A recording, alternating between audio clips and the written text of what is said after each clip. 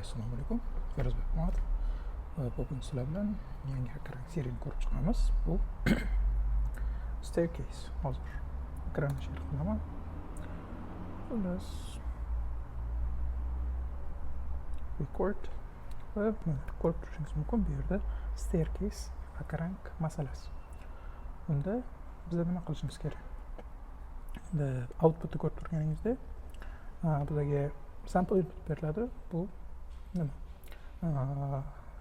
Karakterimizni qanchadir masofaga surish va bu string built-in functiondan foydalanib suramiz bunda.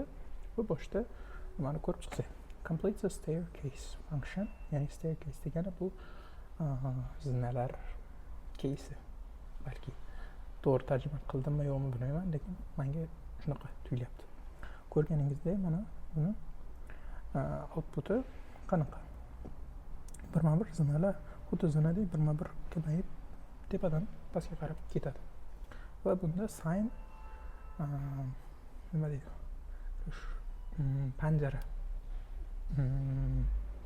ishorasidan foydalanamiz va undan oldin bitta built-in functionni sizlarga ko'rsataman. Bu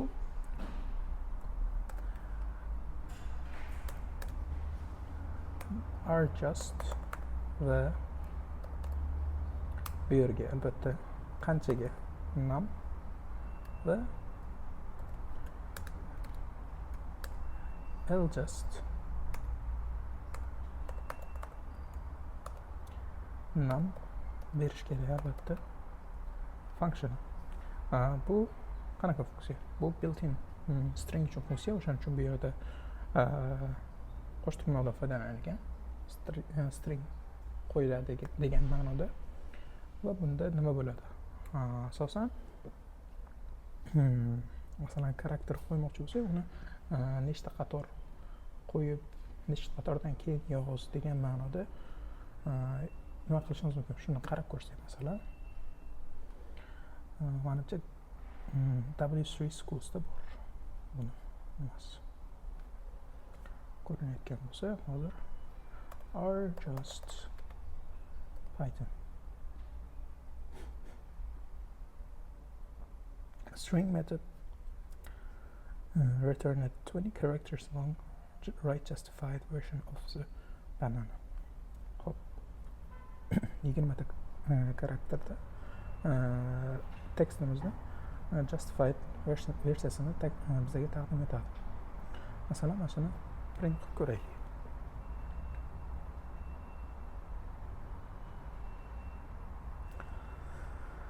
Run. Qiladigan bo'lsa, biroz vaqt olyapti. Banana is my favorite fruit. Mana ko'rishingiz mumkin. 20 ta qatordan keyin banana is my favorite fruit deb yozdi. 20 ta qator tashlab. Buni albatta o'zgartirsak bo'ladi. Buni 5 qilsak bo'ladi. Run qilsak, masalan, mana buni 3 qilsak.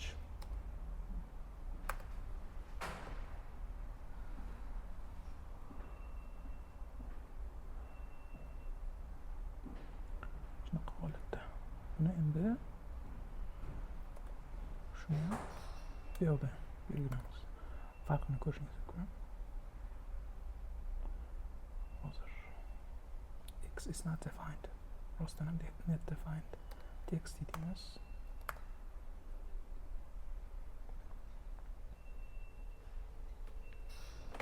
Banana is my favorite fruit. Hozir mana shunaqa holda qaytaradi. Masalan, buni ko'taramiz 20 ga yana. Ko'rishingiz mumkin. Yaqqol farq seziladi. Nechta? 1, 2, 3, 4, 5, 6, 7, 8, 9, 10, 11, 12, 13, 14. Sabab nima? Bananani o'zida 6 ta harf bor va o'shaning uchun 20 ga qo'shib nima qilib oladi? Agar 3 ta bo'lganda, bu yerda banananing o'zida uchtadan ko'p. O'shaning uchun masalan 7 desa, hozir bitta qator nima qilib yozadi.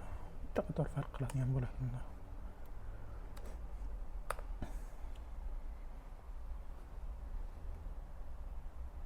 Albatta karakterni ham hisobga oladi bu yerda. Karakterda lensini.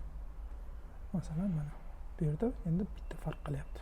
Agar bu 6 just bo'lganda xuddi oddiy stringday bo'laveradi. Xuddi shunaqa holat. Hozir bizda staircase hackrank problemada ham shunaqa holat berilgan. Va staircase'da lensi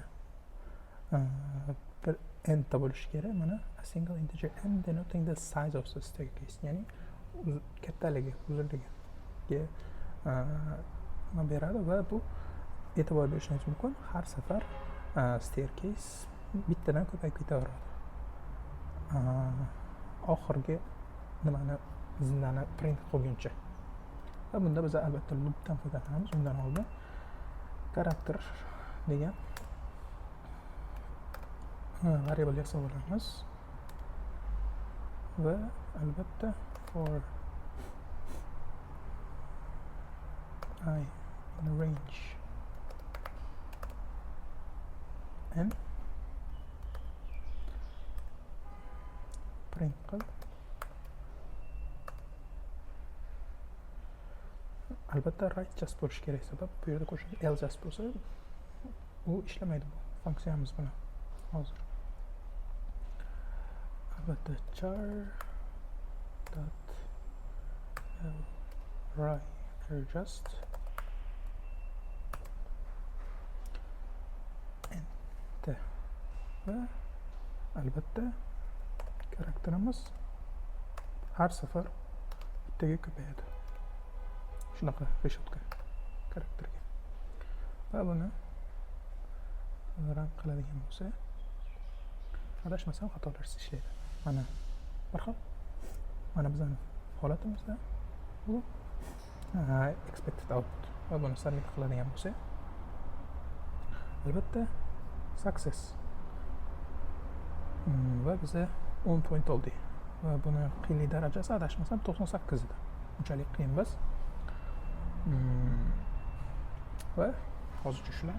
Bugun sizlar bilan nimani ko'rib chiqdik? String built-in method rjust, ljust ko'rib chiqdik va sizlar bilan hackrank masala staircase'da birgalikda yechimini topdik. Hammaga rahmat.